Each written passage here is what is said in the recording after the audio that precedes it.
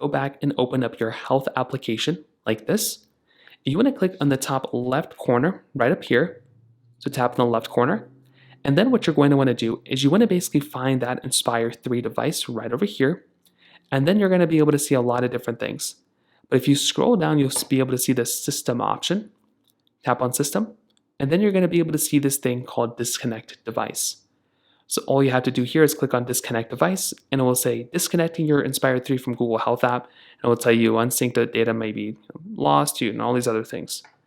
So you can click disconnect, and it will start to disconnect this basically from your Google account, and it will basically be like a standalone device now.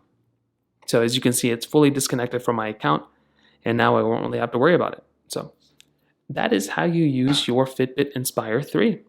If you have any other thoughts or questions, please let me know in the comment section below.